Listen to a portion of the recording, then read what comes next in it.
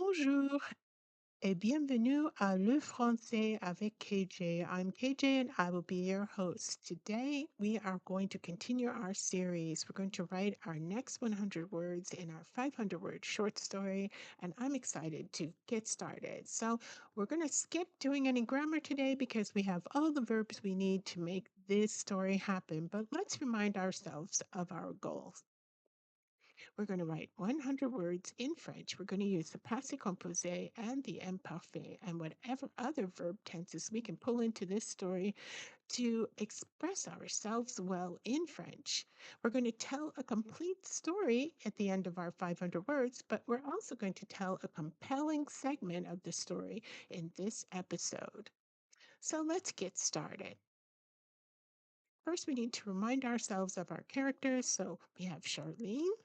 Charline est sérieuse, indépendante, discrète et seule. Elle veut finir ses études sans histoire. So she wants to get her studies done without drama, but she's kind of away from home and she's feeling a little lonely. Okay, then we have Arthur. Arthur est sérieux, discret, patient, mystérieux. Il est ambitieux, mais il n'a pas beaucoup d'argent. So he's a student, he's serious, but he's ambitious, but he doesn't have a lot of money, and a little on the mysterious side. Ici, nous avons Najat, a new character for this story.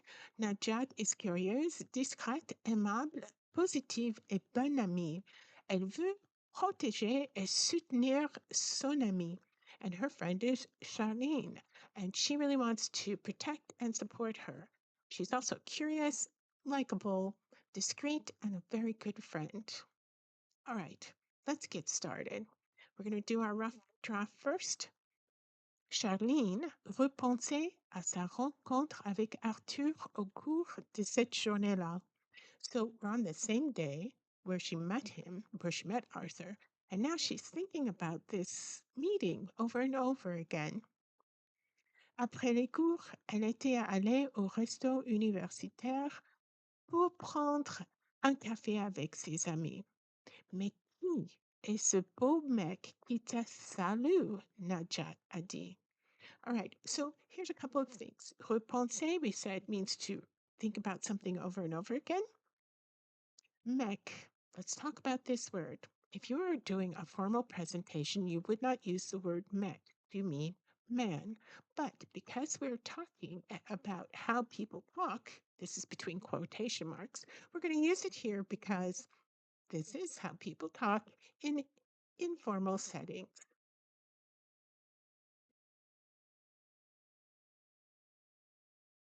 Charline s'est retournée. C'était Arthur. Elle lui a fait signe. Je l'ai rencontré ce matin. All right, here, retourner. We remember retourner from doing the passé composé. It was a verb of movement, right? But now here's the reflexive form of that verb, which is to turn yourself around as opposed to return somewhere. So this is a very good verb to have in your back pocket, as well as faire signe, which is an expression that means to wave to someone. Okay, so lui a fait signe, she waved to him. So she explains that she just met him that morning. Mais comment? Sophie et Najat ont dit en même temps. So we have Sophie who is also with them, and en même temps means at the same time.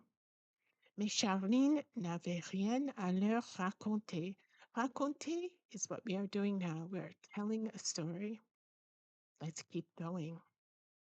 Plus tard, quand elle est rentrée, l'ascenseur était au point de fermer. So later, when she goes back home, the elevator is au point de. Être au point de, it means you're just about to do something, just about. So at this point, the elevator was just about to close. Charline a couru pour l'attraper. So she runs to catch it. Charline, quel plaisir de te revoir. Now this, revoir, you might remember from au revoir, which means until I see you again. Se revoir means to see someone again.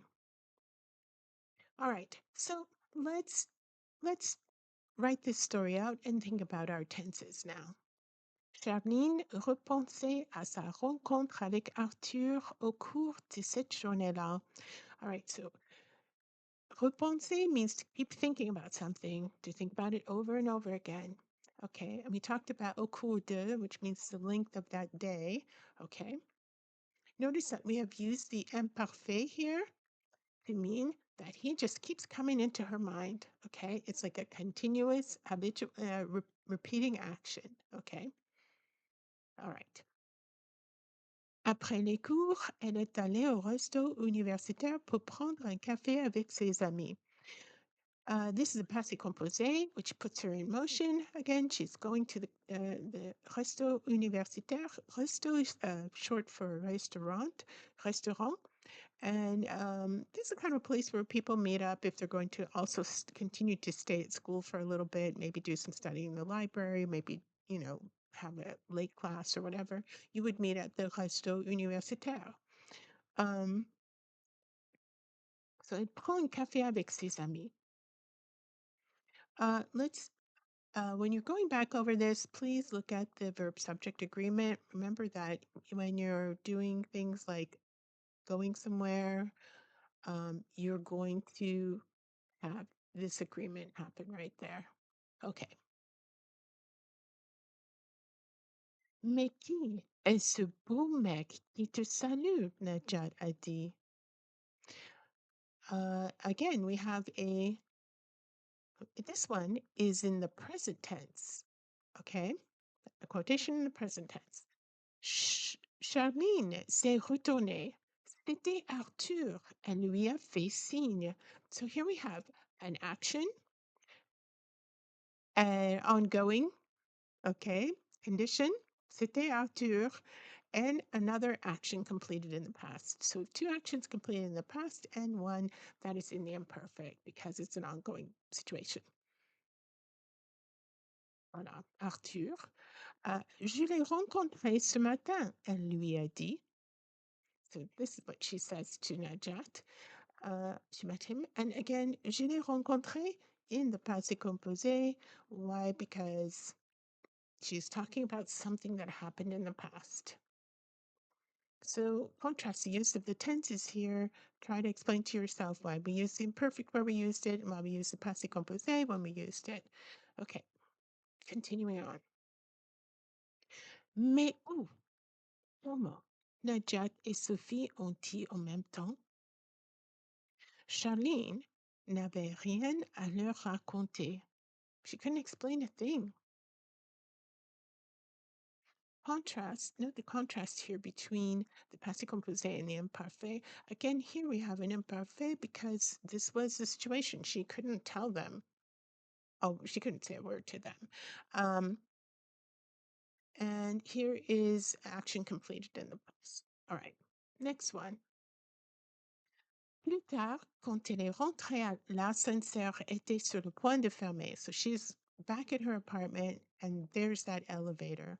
And here we have a passé composé for this completed action, but then this is a continuing thing.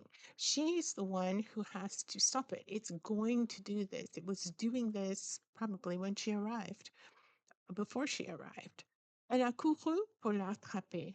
So this is her action completed in the past to stop that elevator. Ah, Charline, quel plaisir de te revoir. So there you have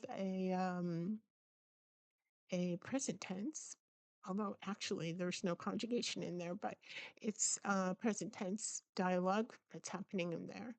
And the mystery, who is the person that she meets at the elevator at the end? Next episode, we will find out. Contrast the verb tenses here when you go back and review this part of the video.